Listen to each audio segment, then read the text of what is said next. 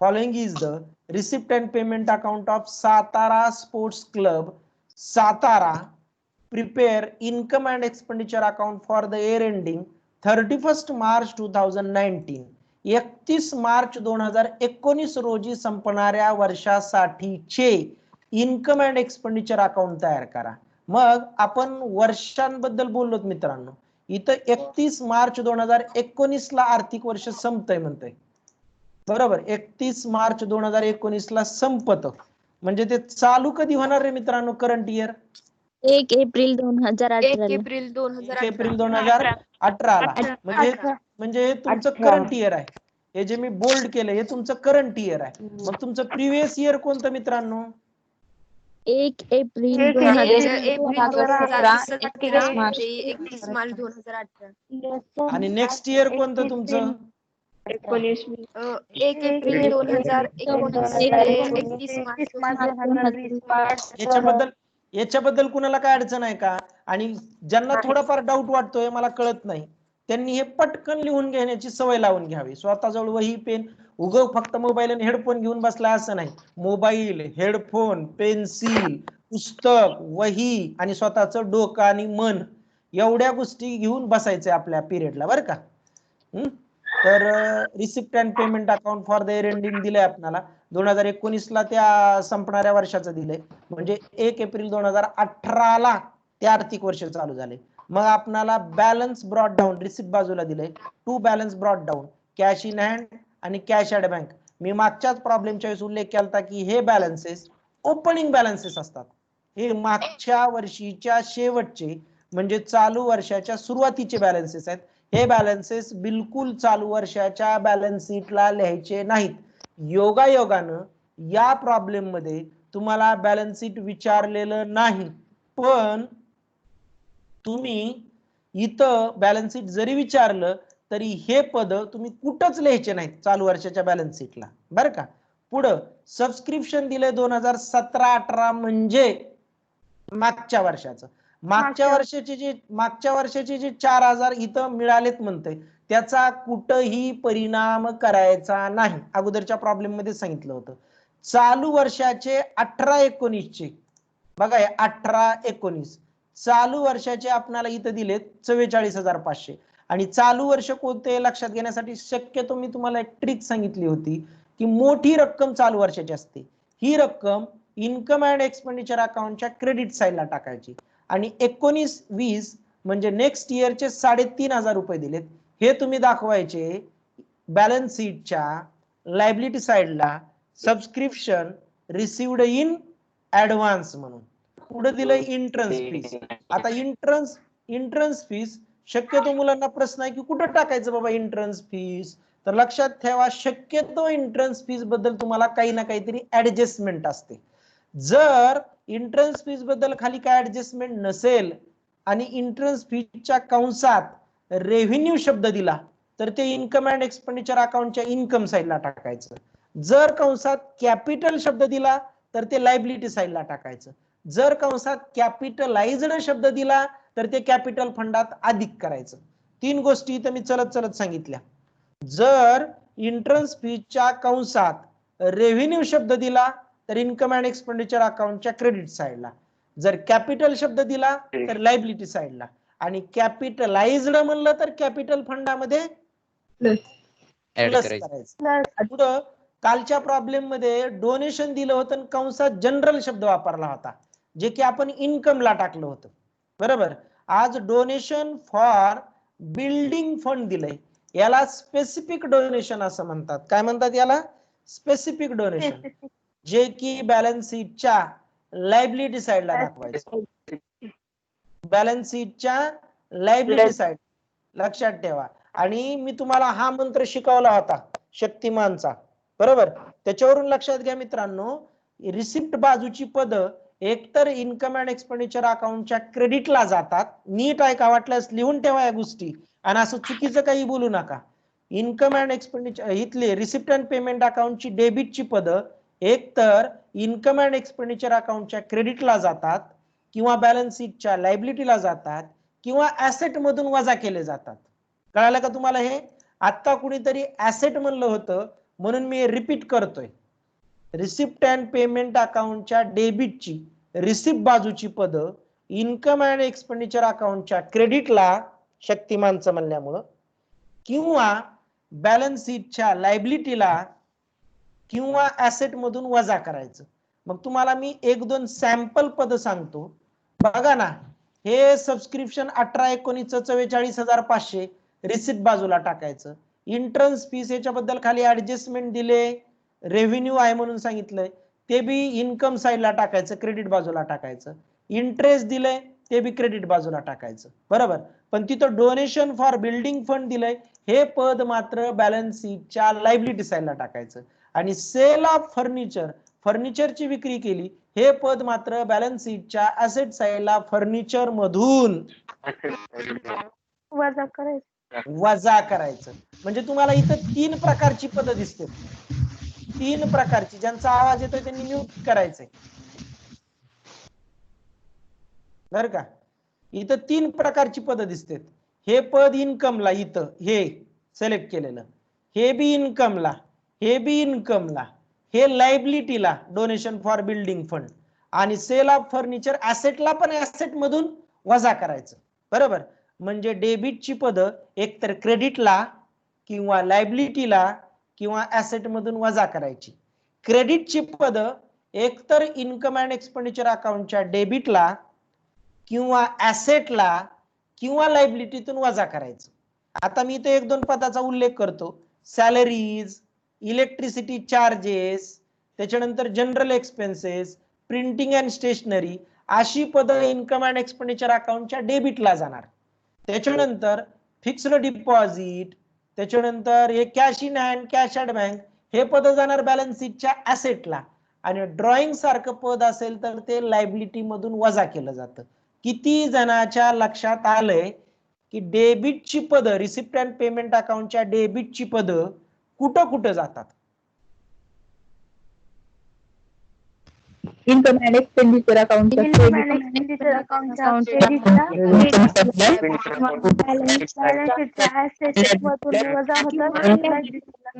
काही जणांनी करेक्ट सांगितलं. ऐका, परत मी शेवटदा रिपीट करतोय की रिसिप्ट अँड पेमेंट अकाउंटच्या डेबिटची पद एकतर इन्कम अँड एक्सपेंडिचर अकाउंटच्या क्रेडिटला किंवा बॅलन्स शीटच्या लायबिलिटीला किंवा बॅलन्स शीटच्या ऍसेट मधून वजा करा. त्याच पद्धतीनं रिसिप्ट अँड पेमेंट अकाउंटच्या क्रेडिटची पद कुठं कुठे जातात सांगा पटकन. अँड एक्सपेंडिचर अकाउंट, डेबिटला, बॅलन्स शीटच्या ऍसेटला,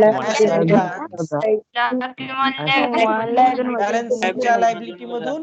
आता 77 मुलं आहेत इथं, 77 मुलाचं मन आणि डोकं इथं जर पिरियड मध्ये असेल आणि त्यांनी नोट डाऊन करून ठेवलेलं असेल, जी ती गोष्ट मी 3-3दा सांगितली, पेड वैष्णवी म्यूट करत चला, 3-3दा जी गोष्ट सांगितली ती जर त्यांनी नोट डाऊन करून ठेवलेली असेल, बरं का, तर मित्रांनो त्यांना पुन्हा हे कन्फ्युजन कधीच होणार नाही.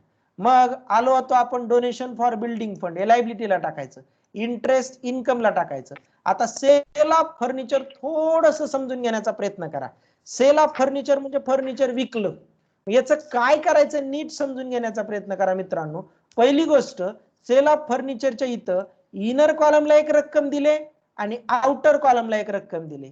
इनर कॉलमला रक्कम दिले 8,000 आणि आउटर कॉलमला रक्कम दिले 4,500. पहिलं वाक्य नोट डाऊन करून ठेवा स्वतःच्या वहीमध्ये, स्वतःच्या डोक्यामध्ये, की या 4,500चा आउटर कॉलमच्या रकमेचा कुठंच परिणाम करायचा नाही. कळालं का? जर sale of any type of asset दिलं, इथं आपल्याला सेल ऑफ फर्निचर दिलं, मशिनरी दिलं, व्हेकल दिलं, आणि तिथं जर आउटर कॉलमला रक्कम दिलेली असेल, त्यावर त्या रकमेचा डायरेक्ट कुठंच परिणाम होणार नाही. मग काय करायचं, तर सगळ्यात पहिल्यांदा तुम्ही फर्निचर विकलं, ज्या फर्निचरची मूळ किंमत किती होती मित्रांनो? 8,000. किती होती मित्रांनो? 8,000 होती, बरोबर का? तर या 8,000 रुपये काय करायचे, बॅलन्स शीटच्या ऍसेट साइडला फर्निचर मधून 8,000 रुपये वजा करायचे. म्हणजे 8,000 रुपयानं तुमच्या फर्निचरची किंमत कमी झाली. 8,000 रुपये ही फर्निचरची मूळ किंमत आहे. असं समजा की तुमच्याकडे टोटल 12,000 रुपये किमतीचं फर्निचर आहे. या 12,000त 8,000चं एक कपाट आहे आणि 4,000ची एक खुर्ची आहे बरं का. मग तुम्ही खुर्ची विकली नाही इथं, फक्त 8,000 किमतीचं कपाट विकलं, कबर्ड विकलं. केवढ्याला विकलं मित्रांनो ते? 4,500ला. मग तुमच्याकडे टोटल फर्निचर केवढ्याचं? 12,000चं. 8,000चं कबर्ड कपाट आणि 4,000ची चेअर. 8 आणि 4 12,000चं तुमच्याकडे फर्निचर. त्याच्यापैकी तुम्ही चेअर विकली नाही, फक्त कबर्ड कपाट विकलं, तर 12,000तून तुम्ही 8,000 वजा करायचे, म्हणजे तुमच्याकडे 4,000ची खुर्ची विकली. आता पुढचं नीट आहे का बरं का. 8,000चं कपाट विकलं केवढ्याला? 4,500. 4,500ला. अगदी अगदी अगदी चौथीचा मुलगा सुद्धा सांगल की जर 8,000 रुपयाची वस्तू 4,500 रुपयाला विकली तर या व्यवहारात मला नफा झाला का तोटा झाला आणि किती झाला? तोटा झाला. तोटा 3,000. तोटा झाला 3,500. म्हणून 500 रुपये. माझे त्या दिवशी मी सूचना केली, कुणी सांगा अगोदर, याच्याबद्दल माझी बिलकुल हरकत नाही. सगळे बहीण भाऊ मला सारखेच आहेत. फक्त एक जणानं जर उत्तर दिलं तर इतरांनी, तुम्हाला उत्सुकता आहे, उत्कंठा आहे, चांगली गोष्ट आहे, पण आपला वेळ लांब वाढत जातो त्यानं, आणि माझ्या सुद्धा कानाला भयानक त्रास होतो. जर एकानं उत्तर दिलं तर इतरांनी मग पुन्हा ऐकू आलं थांबत चला बरं का. प्लीज गैरसमज करून घेऊ नका. तर मी काय म्हणायला लागलो बरं का, फोन आलेले, बोलत बसू नका, सायलेंट करा फोन. तर 8,000 रुपये किमतीचं कपाट 4,500 रुपयाला विकलं. माझ्या मित्रांनी उत्तर दिलं की 3,500 रुपये मला लॉस झाला, तोटा झाला. तर त्या 3,500चा परिणाम करायचा कुठं? इन्कम अँड एक्सपेंडिचर अकाउंटच्या कोणत्या बाजूला? डेबिट बाजूला. इन्कम अँड एक्सपेंडिचर अकाउंट हे नॉमिनल टाइप ऑफ अकाउंट आहे बरोबर, म्हणून त्याच्या डेबिट बाजूला. आणि हे जर 8,000चं कपाट मी 10,000ला विकलं असतं तर 2,000 रुपये Income profit side. झाला. त्यामुळे त्याला इन्कम साइडला त्याला म्हणायचं 3,500ला म्हणायचं loss on sale of furniture आणि 2,000ला म्हणायचं profit on sale of furniture. जर 8,000 किमतीचं कपाट 4,500 रुपयाला विकलं तर 3,500 रुपये तोटा झाला, जो की तोटा इन्कम अँड एक्सपेंडिचर अकाउंटच्या डेबिटला टाकायचा आणि त्याला लिहायचं loss on sale of furniture. या गोष्टी नोट डाऊन करून ठेवत चला. वर्गात असलं तर मी तुमच्या समोर बोर्डावर लिहित असतो, पण इथं ऑनलाईन मध्ये सगळ्याच गोष्टी नोट डाऊन करणं शक्य नाही.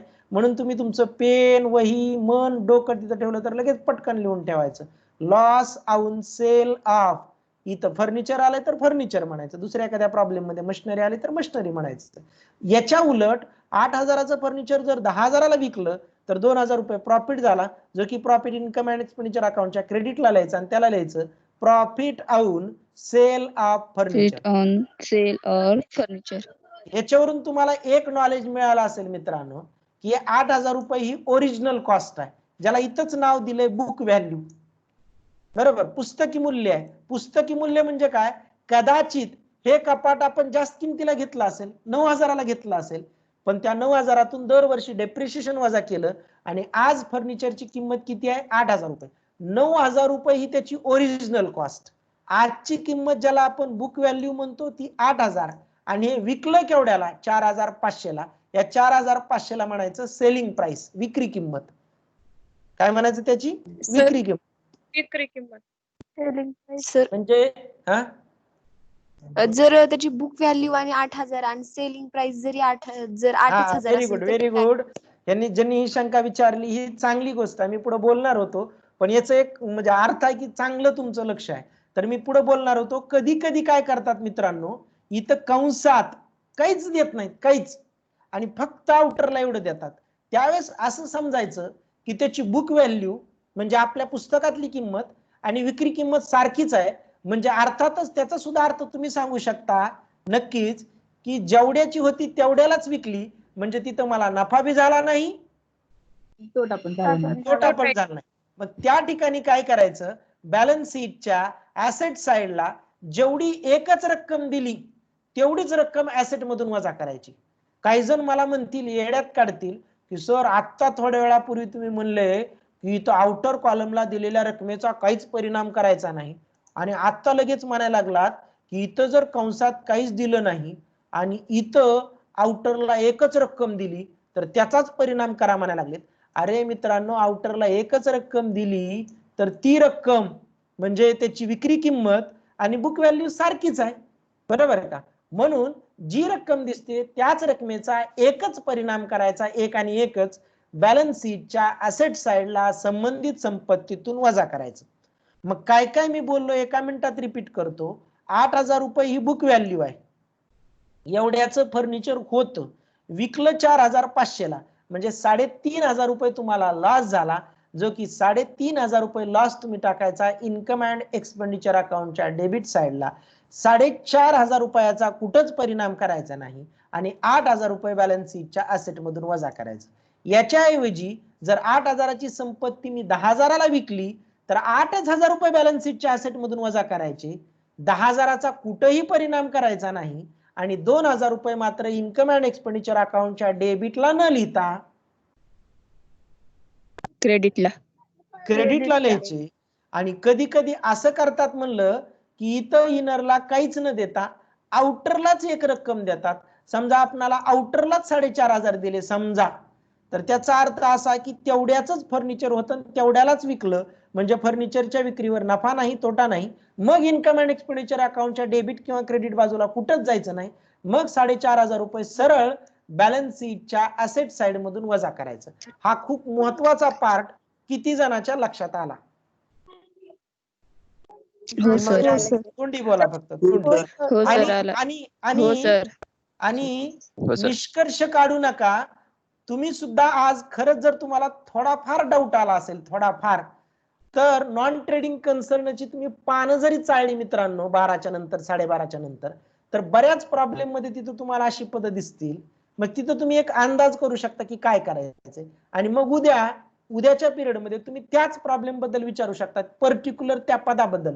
सर याचं एकदा सांगा बरं, मी बरोबर अंदाज केलाय का?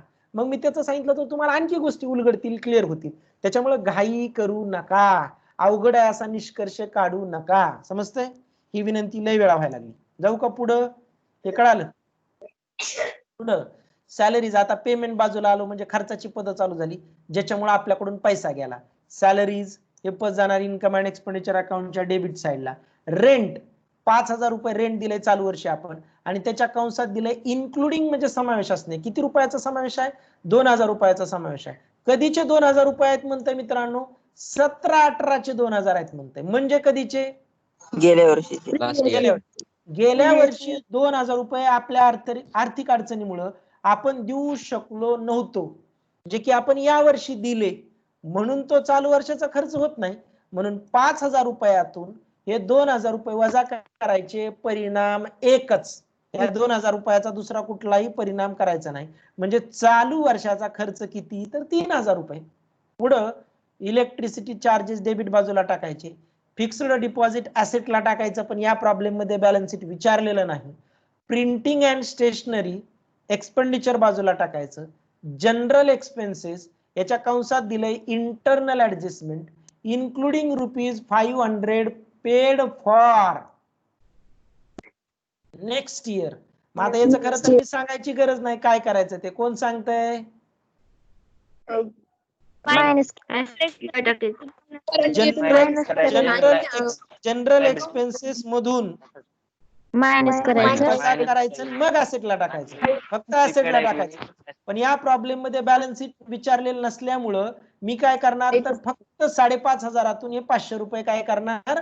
वजा करणार, ऍसेटला जाणार नाही. स्पोर्ट्स मटेरियल परचेस्ड, लक्षात घ्या, स्पोर्ट्स मटेरियल परचेस्ड ही गोष्ट दोन प्रकारे नोंदवली जाऊ शकते. पण स्पोर्ट्स मटेरियल खरेदी केलं तर याचा परिणाम तुम्ही इन्कम अँड एक्सपेंडिचर अकाउंटच्या, लक्षात घ्या, स्पोर्ट्स मटेरियल असू द्या, स्टेशनरी असू द्या, ड्रग्ज असू द्या, मेडिसिन्स असू द्या, या सगळ्यांचं एक प्रकारे सारखं आहे.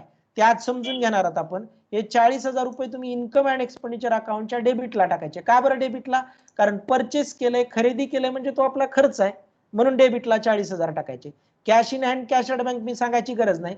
ओपनिंग कॅश इन हँड आणि कॅश ॲट बँक चालू वर्षाच्या बॅलन्स शीटला टाकायची नाही, पण closing cash in hand 8,900 balance शीटच्या ऍसेटला आणि 25,000 रुपये सुद्धा बॅलन्स शीटच्या ऍसेटला. पण या प्रॉब्लेम मध्ये बॅलन्स शीट विचारलेलं नसल्यामुळे याचा मी परिणाम करणार नाही. ओके.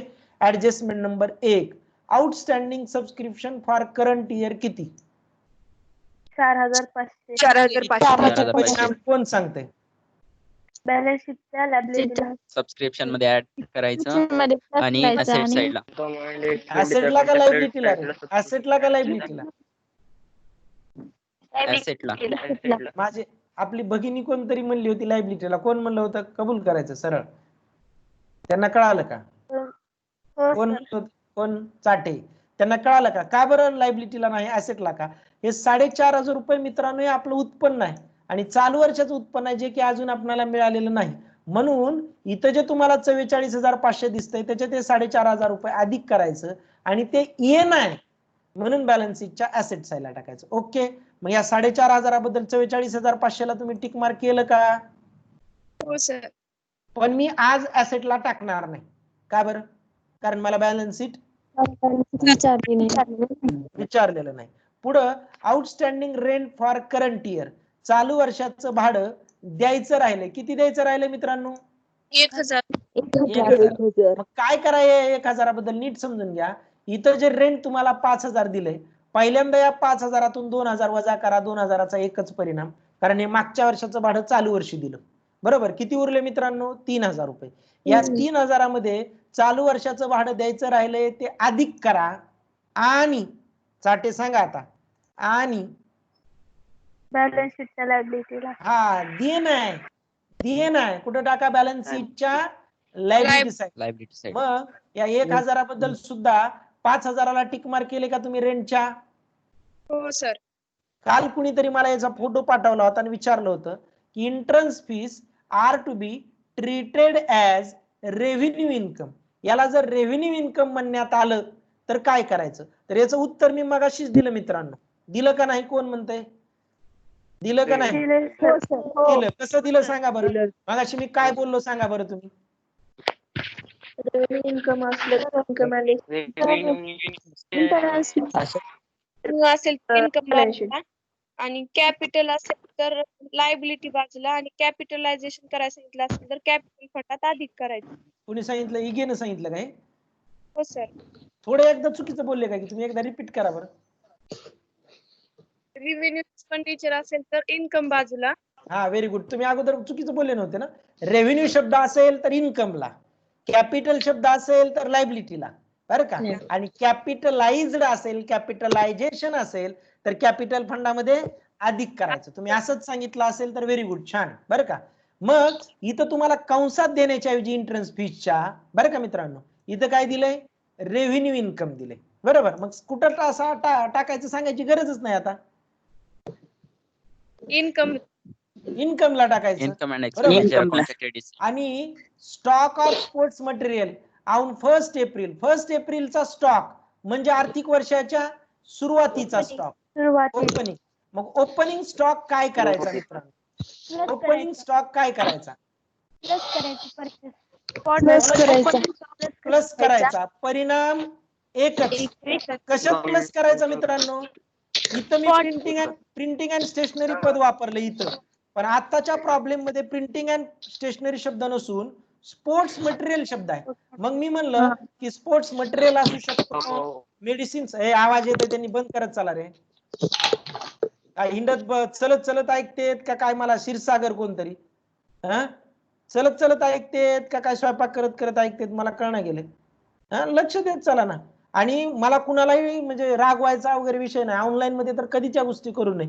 आता इगेनी सांगायचा खूप चांगला प्रयत्न केला पण मी थांबवलो. ऑनलाईन मध्ये थोडे आपल्याला वेळेच्या मर्यादा आहेत मित्रांनो, बरोबर का. वर्गात असेल तर थोडा आपण आणखी वेळ देऊ शकतो, पण इथं जर आपण याच्यातच वेळ घालवला तर मला थोडं समजून घ्या, बरं का. गैरसमज करून घेऊ नका. तर आपण कुठं आलो होतो की इथं स्पोर्ट्स मटेरियल शब्द वापरला जाऊ शकतो, ड्रग्ज वापरला जाऊ शकतो, मेडिसिन्स वापरला जाऊ शकतो, प्रिंटिंग अँड स्टेशनरी वापरला जाऊ शकतो, कुठलाही. तर हे 40,000चं जे स्पोर्ट्स मटेरियल चालू वर्षी आपण खरेदी केलं, तेवढा चालू वर्षी खर्च केला, तेवढं पेमेंट केलं आपण स्पोर्ट्स मटेरियल खरेदी करण्यासाठी. पण गेल्या वर्षीचं स्पोर्ट्स मटेरियल आपल्याकडे 6,000चं शिल्लक होतं, अनयुज्ड होतं, वापरलं गेलं नव्हतं. तर त्या 40,000 हे 6,000 रुपये प्लस करायचे. परिणाम एकच करायचा. ओके. आणि दुसरं, चालू वर्षाच्या शेवटी किती रुपयाचं स्पोर्ट्स मटेरियल शिल्लक राहिलं म्हणतंय? 31 मार्च 2019 ला. पहिल्यांदा ही तारीख दाखवतो, 31 मार्च 2019. आणि मग ऍडजस्टमेंट दाखवतो. सांगा काय करायचं? Closing stock of sports material असू द्या, स्टेशनरी असू द्या, काही असू द्या, काय करायचं? त्याच्या संबंधित पदामधून मायनस आणि दुसरा परिणाम बॅलन्स शीटच्या ऍसेटला ऍसेट साईडला करायचा. कुणाला काय अडचण याच्यामध्ये? बर, या पदाबद्दल तुम्ही 6,000 बद्दल याला तुम्ही म्हणजे आता खरं तर टिक मार्क करा या 6,000 बद्दल सुद्धा, किंवा स्टार करा, आणि 14,000 बद्दल टिक मार्क करा. स्टार कशाबद्दल करा? कारण गेल्या वर्षीचं पद आहे म्हणून स्टार करा, त्याचा एकच परिणाम. आणि 14,000 मात्र 2 परिणाम. ओपनिंग अधिक करा, परिणाम एकच. क्लोजिंग वजा करून ऍसेटला. हे मंत्रच पाठ करायचा. ओपनिंग अधिक, परिणाम एकच. क्लोजिंग वजा करून ऍसेटला. काय आजचा मंत्र आपला? ओपनिंग अधिक, परिणाम एकच. क्लोजिंग वजा करून ऍसेटला. ऍसेटला. आणि मी जरा माझा जरा स्वतःचा जरा गर्व बाळगतो आजचा. मी गॅरंटीनं बोलतो, जर केअरफुली एवढा प्रॉब्लेम नुसता वाचून दाखवलेला, समजून सांगितलेला ऐकला असेल तर 75-77 पैकी ते 69च मुलं उरले. पण हे 69 मुलं नुसतं माझ्या सांगण्याहून हा प्रॉब्लेम शुअरली व्यवस्थितपणे सोडू शकतात. खरं का खोटं सांगा आता? हो सर. सगळं ए टू झेड, शब्द न शब्द समजावून सांगितलं, ए टू झेड. तरी आपण आता प्रॉब्लेम सोडू. चला लागा कामाला. मला सांगा काय काय करायचं. आज फक्त आपल्याला इन्कम अँड एक्सपेंडिचर अकाउंट विचारलंय. आता तुम्ही तुमच्या समोर प्रॉब्लेम ठेवा आणि सांगा पहिलं पद कोणतं? Balance brought down, cash in hand, cash at bank टाकायचं का? नाही. नाही. त्याच्या खाली पुढचं पद काय? सबस्क्रिप्शन. मागच्या वर्षाची म्हणजे 17-18ची किती आहे? 4. ती टाकायची का? नाही. मग इथं फक्त मी लिहितो चालू वर्षाची बाय सबस्क्रिप्शन. किती मित्रांनो ती? इनरला लिहितो मी, बरोबर आहे का? इनरला. पुढच्या वर्षाची किती आहे? 19-20ची 3,500. ती कुठे टाकायची? बॅलन्स शीटच्या लायबिलिटी साईडला. पण आज आपल्याला बॅलन्स शीट विचारलेलं नाही. बरोबर. बॅलन्स शीटच्या लायबिलिटीला ते काय म्हणून टाकायचं? Subscription in advance. Subscription received in advance. चला त्याच्या पुढचं पद काय आहे मित्रांनो? पद आणि एंट्रन्स फीस बद्दल ऍडजस्टमेंट नंबर 3 आहे. 3 बद्दल आपण एंट्रन्स फीसला टिक मार्क करायची गरज नाही. 3 ऍडजस्टमेंट बद्दल एवढंच लक्षात ठेवायचं की entrance fees direct income and expenditure अकाउंटच्या क्रेडिटला टाकायचं, म्हणजे ती रेव्हेन्यू इन्कम आहे. बरोबर का? त्याच्यामुळे एंट्रन्स फीस बद्दल ती दिलेली फक्त इन्फॉर्मेशन आहे, म्हणून ती आपण इन्कम साइडला टाकावी. इथं लिहायचं बाय एंट्रन्स फीस. किती रे मित्रांनो? ती 8,000. 8,000. पुढे बोला. Donation for building. Donation for building fund. कुठे टाकायचं डोनेशन फॉर? लायबिलिटीला. आजच्या प्रॉब्लेम मध्ये तुम्हाला बॅलन्स शीट विचारलेलं नाही, तुम्ही तयार सुद्धा करू नका. पण चलत चलत मी मुद्दाम उल्लेख करतो. याच्या अगोदर आलेलं पद सबस्क्रिप्शन रिसिव्ड इन ऍडव्हान्स, त्याची रक्कम किती म्हणलात मित्रांनो? 3,500. आणि डोनेशन फॉर बिल्डिंग फंड किती आहे मित्रांनो? ते 70,000. तुम्ही बॅलन्स शीट तयार करू नका. कळतंय का बोललेलं? चला पुढचं पद बोला. To interest. इंटरेस्ट. कुठे येणार रे इंटरेस्ट? इन्कम. हा, किती रक्कम आहे त्याची? 600. पुढं सेल ऑफ फर्निचर बद्दल कोण सांगतंय? काय काय करायचं ते? इन्कम अँड एक्सपेंडिचर अकाउंटच्या एक्सपेंडिचर बाजूवर नोंदवायचं. किती नोंदवायचं? 3,500.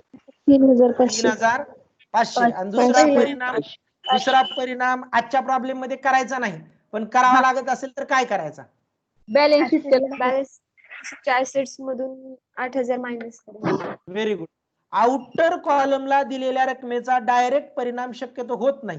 जी रक्कम इनरला असते ती बॅलन्स शीटच्या असेट साईडला संबंधित संपत्तीतून वजा करायची आणि आउटर कॉलम आणि इनर कॉलमच्या रकमेमधील फरकाचा परिणाम इन्कम अँड एक्सपेंडिचर अकाउंटच्या डेबिटला करा जर तोटा असेल, आणि जर नफा असेल तर अर्थातच क्रेडिटला करा. म्हणून इथं लिहा. सर हा बोला. संबंधित संपत्तीतून मायनस करावं नाही, मग ते 8,000 कशातून मायनस करायचे? त्याला आपल्याला फर्निचरची संपत्ती दिलेली असते आणि त्याची रक्कम 8,000 किंवा 8,000पेक्षा जास्त दिलेली असते.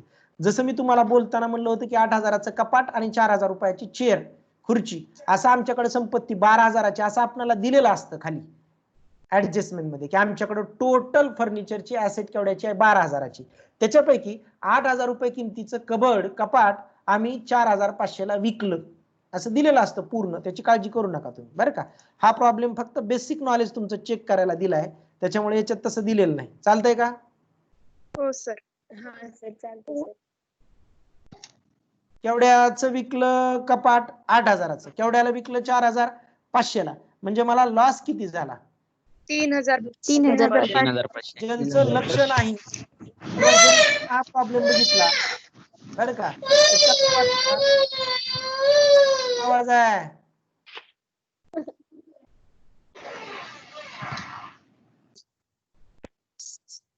किती हसावं किती रडावं. चला तर कुठं आलतो आपण? हा, तर 3,500 कुठून आले असं बऱ्याच जणांना प्रश्न पडेल. प्रॉब्लेम मध्ये 8,000 दिलंय, 4,500 दिलंय आणि 3,500 कुठून आणले बाबा? परत एकदा शेवटदा रिपीट करतोय. 8,000चा परिणाम बॅलन्स शीटच्या असेट साईडला संबंधित संपत्तीतून वजा करायचा. पण आजच्या प्रॉब्लेम मध्ये बॅलन्स शीट दिलेलं नसल्यामुळं, विचारलेलं नसल्यामुळं आपण 8,000चा परिणाम केला नाही. 4,500 रुपयाचा डायरेक्ट कुठेही परिणाम होणार नाही. 4,500 रुपये ही आपली सेलिंग प्राइस आहे. 8,000 रुपये किमतीची संपत्ती 4,500 रुपयाला विकली, 3,500 रुपये लॉस झाला, म्हणून तो इन्कम अँड एक्सपेंडिचर अकाउंटच्या डेबिटला. जाऊ का पुढं? हो सर. पुढचं पद आहे हो सर. सॅलरीज. सांगा सॅलरीची रक्कम. 5,000. 5,000. पुढचं पद आहे इनरला लिहू का आउटरला? इनरला. इनरला. किती लिहू इनरला? 5,000. 5,000. या 5,000तून लगेच 2,000 मायनस करायचे. मायनस करायचे. 2,000. कधीचे आउटस्टँडिंग आहेत हे? गेल्या वर्षी. गेल्या वर्षीचे. कळतंय का? 17-18 लिहा किंवा लास्ट इयर लिहा. किती वजा करायला लागलो 5,000तून? 2,000. 2,000. किती उरले मित्रांनो तिथं? 3,000. 3,000. ही रक्कम मी इनरलाच का लिहिली रे? ऍडजस्टमेंट. ऍडजस्टमेंट आहे आणखी एक. त्याच्यावर आणखी एक ऍडजस्टमेंट आहे. चला पुढे चला. पुढचं पद काय? Electricity charges. Electricity charges. किती आहे रे रक्कम त्याची मित्रांनो? 1,450. पुढचं पद बोला. Fixed deposit. कुठे जाणार फिक्स्ड डिपॉझिट? बॅलन्स शीटच्या ऍसेटला. आज आपल्याला बॅलन्स शीट विचारलेलं नाही. पुढचं पद सांगा. स्टेशनरी. किती आहे रक्कम त्याची? 7,500. 750. किती आहे? 750. पुढचं पद आहे. पुढचं पद आहे जनरल एक्सपेन्सेस. 5,500. इनरला का लिहिलं रे 5,500? Minus prepaid. चालू वर्षी काही रक्कम आपण आगाऊ दिली. किती आगाऊ दिली मित्रांनो? 500. आणि याच्यातून वजा करायची आणि कुठं टाकायची? ऍसेटला. पण आज आपण ऍसेटला टाकणार नाहीत. का बरं टाकणार नाहीत ऍसेटला? हा व्हेरी गुड. विचारलेलं नाही. पुढे चला. काय पुढचं पद आहे? Sports material purchase. याचं थोडस नीट समजून घ्या. थोडा वेळ वाटल्यास म्यूट राहिला तरी चालेल. स्पोर्ट्स मटेरियल परचेस्ड SM याला लिहिलं मी. बरोबर. परचेस्ड लिहायचं असेल तर ते बी लिहितो. त्याची रक्कम दिली मित्रांनो आपल्याला 40,000. सगळे थोडा वेळ म्यूट राहिले तरी चालतील. 40,000 बरं का, फक्त ऐकण्याचा प्रयत्न करा. आणि त्याच्या खाली कॅश इन हँड आणि कॅश ॲट बँक दिलंय, बरोबर. तर ते कॅश इन हँड आणि cash at bank balance sheet विचारलेलं नसल्यामुळे बॅलन्स शीटला लिहित नाही, त्याचा उल्लेख करत नाही, बरं का. थोड्या वेळ थांबा, स्पोर्ट्स मटेरियलचं त्याचं खालची ऍडजस्टमेंट आल्यावरच बोलतो. बर, हे 8,900 आणि 25,000 मी का टाकणार नाही? खरं तर ते मी बॅलन्स शीटच्या ऍसेटला टाकत असतो, पण का टाकणार नाही? कारण मला बॅलन्स शीट विचारलेलं नाही. थोड्या वेळ बोला. Outstanding subscription for current year किती आणि काय परिणाम करायचे? 4,500 4,500. इन्कम अँड एक्सपेंडिचर अकाउंटच्या क्रेडिट साइडला सबस्क्रिप्शन मध्ये ऍड करायचं. बॅलन्स शीटच्या त्याला काय म्हणू? 2018-19 म्हणू आपण, बरोबर ना. किंवा एखाद्यानं करंट इयर लिहिलं तरी चालेल. किती रे मित्रांनो? ती 4,500. 500. बरोबर. किती आली बेरीज त्याची? 49,000. 49,000. बरोबर. 49,000. या 4,500चा परिणाम कुठं करायचा? ऍसेटला. बॅलन्स शीटच्या ऍसेटला. Outstanding subscription for current year. Okay. Outstanding rent, चालू वर्षाचं भाडं किती द्यायचं राहिले? 1,000. ते काय करायचं? या 3,000 प्लस करायचं. प्लस आउटस्टँडिंग रेंट कधीच आहे हे? Current year. चालू वर्ष. गेल्या वर्षाचं बघा, अकाउंटन्सी किती विचित्र आहे. गेल्या वर्षाचे 2,000 द्यायचे राहिले होते, बरं का. नीट आहे का? हे गेल्या वर्षीचे 2,000 द्यायचे राहिले होते, चालू वर्षी दिले पण ते आपण विचारात घेतले नाही, ते वजा केले. आणि चालू वर्षाचे 1,000 द्यायचे राहिलेत, ते आपण अधिक करायला लागलो. कारण इन्कम अँड एक्सपेंडिचर अकाउंट हे एका पर्टिक्युलर वर्षाचा आहे, फॉर द इयर एंडेड. चालू वर्षाशी संबंधित असणारे खर्च आणि उत्पन्नच विचारात घ्यायचे. म्हणजे चालू वर्षाचा रेंट वरचा आपला खर्च किती मित्रांनो? 4. आणि या 1,000चा दुसरा परिणाम कुठं करायचा? लायबिलिटी साइडला. लायबिलिटीला. बघा, हे 2,000 सुद्धा गेल्या वर्षी द्यायचे राहिलेत, तर गेल्या वर्षी हे रेंट मध्ये अधिक केले असणार आणि लायबिलिटीला टाकले असणार. तसंच हे 1,000 आपण अधिक केले आणि बॅलन्स शीटच्या लायबिलिटीला टाकणार. पुढच्या वर्षी हे 1,000 आपण दिले, तर ते पुढच्या वर्षाच्या रेंट मध्ये अधिक करायचे का मग?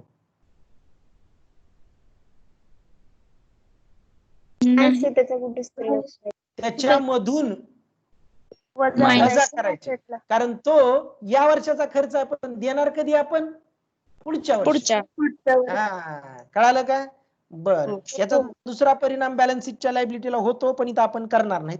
ऍडजस्टमेंट नंबर 3 ही फक्त दिलेली इन्फॉर्मेशन आहे. त्या इन्फॉर्मेशन नुसार इंट्रन्स फीस रेव्हेन्यू म्हणलं तर इन्कमला टाकलं, तिथं जर कॅपिटल म्हणलं तर लायबिलिटीला टाकायचं, कॅपिटलाइज्ड म्हणलं तर कॅपिटल फंडात अधिक करायचं. ओके.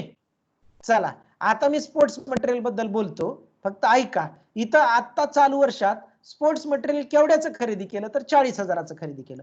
गेल्या वर्षाचं स्पोर्ट्स मटेरियल किती शिल्लक होतं? त्याला म्हणायचं ओपनिंग. त्याला म्हणायचं 6,000. Opening stock of sports material. केवढ्याचं शिल्लक होतं ते? 6,000. याच्यात मी अधिक करणार, बरोबर. म्हणजे टोटल स्पोर्ट्स मटेरियल माझ्याकडे केवढ्याचं झालं? जुनं 6,000चं आणि चालू वर्षी खरेदी केलेलं 40,000, बरोबर. बर. आता एखाद्यानं अगोदर हे 6,000 लिहिले तरी काय प्रॉब्लेम नाही मित्रांनो. अगोदर 6,000 लिहिले पुन्हा 40,000 त्याच्यात अधिक केले. एखाद्यानं अगोदर 40,000 लिहिले पुन्हा 6,000 अधिक केले, बेरीज तुमची 46,000च येणार आहे. या 6,000चा दुसरा काहीही परिणाम करायचा नाही. दुसरी गोष्ट, चालू वर्षाच्या शेवटी केवढ्याचं स्पोर्ट्स मटेरियल उरलं जे की वापरलं गेलं नाही, त्याच्या ऍडजस्टमेंट मी मगाशी तुम्हाला दाखवले होते. इथं ओपनिंग अधिक करायचं, परिणाम एकच, क्लोजिंग वजा करून ऍसेटला. मग चालू वर्षी जे वापरलं गेलं नाही त्याच्यातून वजा करा, minus closing stock of SM म्हणजे स्पोर्ट्स मटेरियल, बर का. तर त्याची रक्कम किती आहे? 14,000 रुपये, बरोबर. मग याची वजाबाकी किती आली रे मित्रांनो?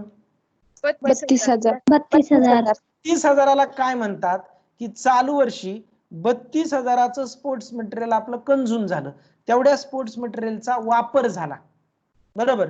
म्हणजे तेवढ्याच स्पोर्ट्स मटेरियल संपलं वापरून. मग क्रिकेटच्या बॅट असतील, बॉल असतील, किंवा आपले बास्केटबॉल असतील, आपले काय म्हणायचं त्याला, व्हॉलीबॉल असेल, ते वापरून झिजलं, खराब झालं, आता ते वापरणे योग्य राहिलेलं नाही.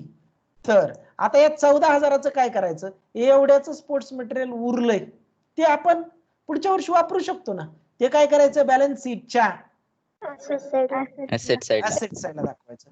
आता एखादा या स्पोर्ट्स मटेरियलचं असं करू शकतो, असं 40,000 प्लस 6,000 उरले 46,000, 6,000चा एकच परिणाम, आणि 46,000तून 14,000 वजा करायचे आणि 14,000 टाकायचे बॅलन्स शीटच्या ऍसेट साइडला, आणि इथं येणार आउटरला 32,000. या 32,000ला म्हणायचं स्पोर्ट्स मटेरियल कंझ्युम्ड.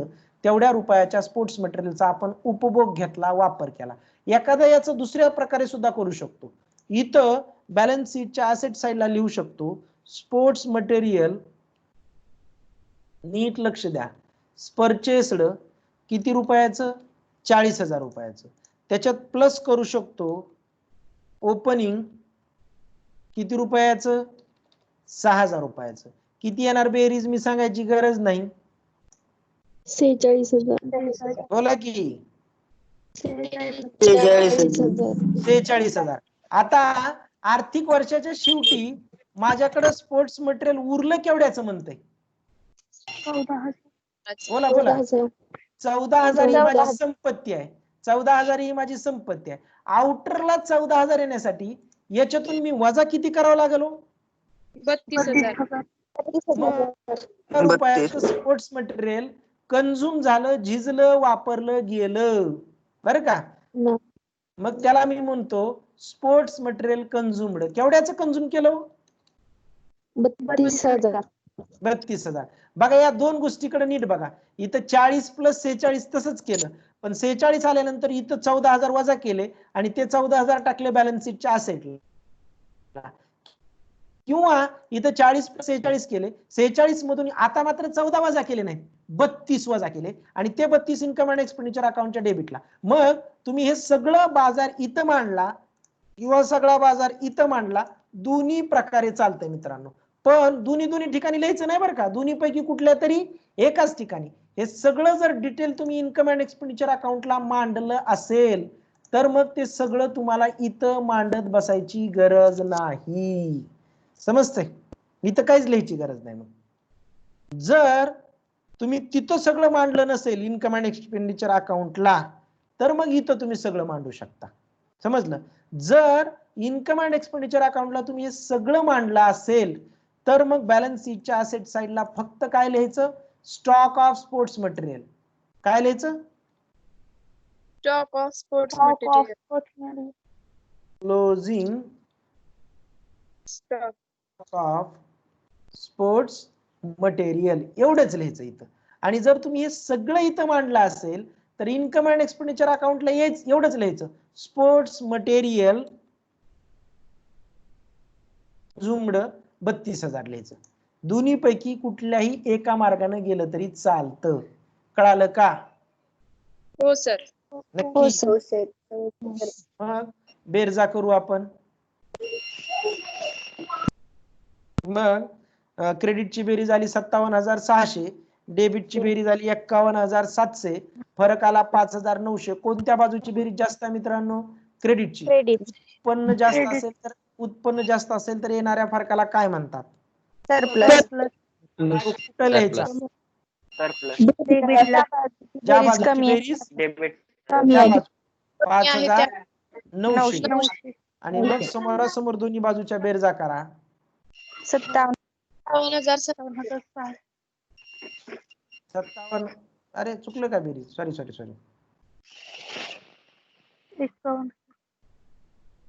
घ्यायचं राहिलं होतं. 57,600 बरोबर ना. अरे बोला की. बरं, किती जणांनी सोडवलेला प्रॉब्लेम करेक्ट आलाय, आलाय सर. हो सर. आलंय. इमानदारी ना. हो, इमानदारी.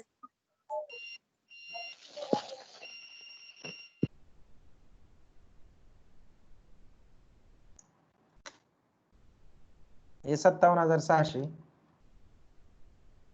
याच्या बरोबर इथं टाका समोर. चुकायला बाबा.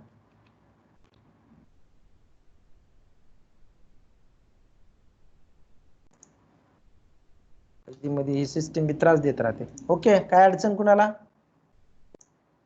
नाही सर. कुणाला काय विचारायचंय? सर बोला बोला लवकर. उशीर झाला. एंट्रन्स म्हणजे नेमकं काय? इंट्रन्स म्हणजे प्रवेश.